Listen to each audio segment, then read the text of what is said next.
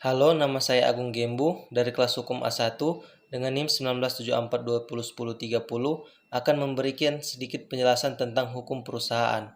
Hukum perusahaan adalah semua peraturan hukum yang mengatur mengenai segala jenis usaha dan bentuk usaha. Pengertian mengenai perusahaan dapat dikemukakan pasal 1 Undang-Undang Nomor 3 Tahun 1982 tentang wajib daftar perusahaan, yang menyebutkan bahwa perusahaan adalah setiap bentuk badan usaha yang menjalankan setiap jenis usaha yang bersifat tetap dan terus-menerus didirikan, bekerja, dan berkedudukan di Indonesia dengan tujuan memperoleh keuntungan atau laba.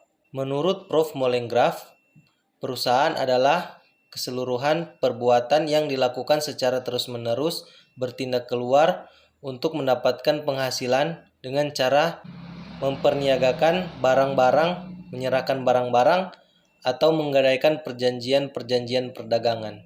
Di sini Molengraf memandang perusahaan dari sudut ekonomi. Hukum yang mengatur tentang seluk-beluk bentuk hukum perusahaan ialah hukum perusahaan merupakan pengkhususan dari beberapa bab dalam KUH Perdata dan KUHD, ditambah dengan peraturan perundang-undangan lain mengatur tentang perusahaan hukum tertulis yang belum dinotifikasi. Sesuai dengan perkembangan dunia perdagangan dewasa ini, maka sebagian dari hukum perusahaan merupakan peraturan-peraturan hukum yang masih baru apabila hukum dagang atau KUHD merupakan hukum khusus terhadap hukum perdata atau KUH Perdata yang bersifat lex generalis. Unsur-unsur perusahaan yang menjadi unsur-unsur hukum perusahaan yaitu 1. Badan usaha. Badan usaha yang menjalankan kegiatan perekonomian itu mempunyai bentuk hukum tertentu seperti perusahaan dagang, firma, persekutuan, komanditer, perseroan terbatas, perusahaan umum, perusahaan perseroan, dan koperasi. Hal ini dapat diketahui melalui akta pendirian perusahaan yang dibuat di muka notaris kecuali koperasi yang akta pendiriannya dibuat oleh para pendiri dan dikisahkan oleh pejabat koperasi. 2. Bagian dalam bidang perekonomian. Kegiatan ini meliputi bidang perindustrian, perdagangan, perjasaan, pembiayaan yang dapat dirinci sebagai berikut. Perindustrian meliputi kegiatan antara lain eksploitasi, pengorbanan minyak, penangkapan ikan, usaha perkayuan, barang kerajinan, makanan dalam kaleng, obat-obatan, kendaraan bermotor, rekaman dan perfilman, serta percetakan dan penerbitan. Perdagangan meliputi kegiatan antara jual beli, ekspor impor, bursa efek, restoran, toko, sewalan, dan sewa menyewa. 3. Terus-menerus. Kegiatan dalam perekonomian itu dilakukan secara terus-menerus, artinya sebagai mata pencarian, tidak insidental, dan bukan pekerjaan sambilan. 4. Bersifat tetap.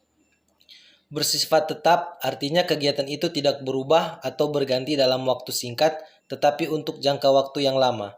Jangka waktu tersebut ditentukan dalam akta pendirian perusahaan atau surat izin usaha, misalnya 5 tahun, 10 tahun, atau 20 tahun. 5. Terang-terangan.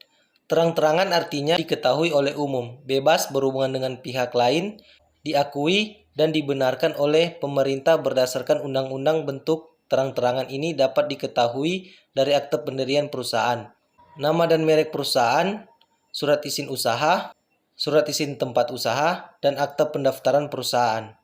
6. Keuntungan dan atau laba. Istilah keuntungan atau laba adalah istilah ekonomi yang menunjukkan nilai lebih yang diperoleh dari modal yang diusahakan.